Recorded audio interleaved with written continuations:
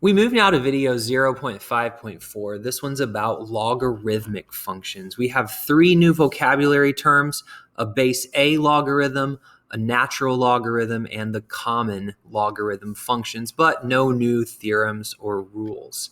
So first up, a logarithmic function.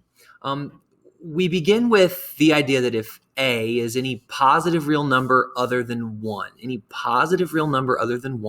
then the base A exponential function is 1 to 1. So the base A exponential function 1 to 1. So 2 to the x, 3 to the x, 1/2 to the x, -5 to the x. All of those functions are 1 to 1. So it therefore has an inverse. We know this from previous study. If a function is 1 to 1, it has an inverse. That inverse is called the base A logarithmic function. So let's take, for example, f of x is equal to the function, how about 2 to the x? Kind of plot some of its points.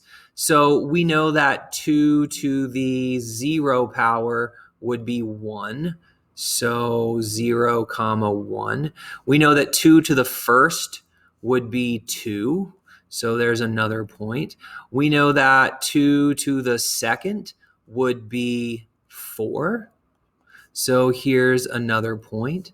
We know that 2 to the negative first power would be 1/2, and 2 to the negative second power would be 1/4. And so we can start to see this curve take shape. And then we know by the study of inverse functions that its inverse must be symmetric about this line. So we believe that there exists another function that is symmetric in some way and exists maybe somehow like that. And we're saying that this one is called the logarithmic function. So let's get further into it. The formal definition: the base A logarithm function, which is written this way, log base A of x, it's the inverse of some base A exponential function that we just took a look at in the previous slide. The domain of the log base A of x function is 0 to infinity, non-inclusive, and that's also, of course, the range of A to the x. But the range of log base A to the x is all real numbers, -infinity to infinity, which is, again, the domain of A to the x.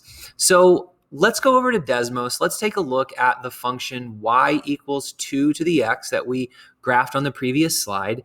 And let's also take a look at its supposed inverse, which would be log base 2 of x, and take a look at the domain and range, see if they are indeed symmetric about y equals x. So here is y equals 2 to the x, and that does resemble the rough sketch that we made in the notes. Here's the identity function, y equals x, about which these two functions should be symmetric. And here's y equals log base 2 of x. So there we have it.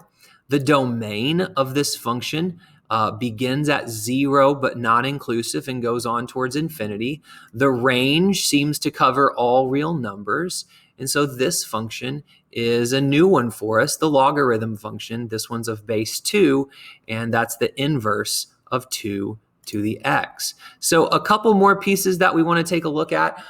There are some logarithms that become so important in application that they have their own special notation.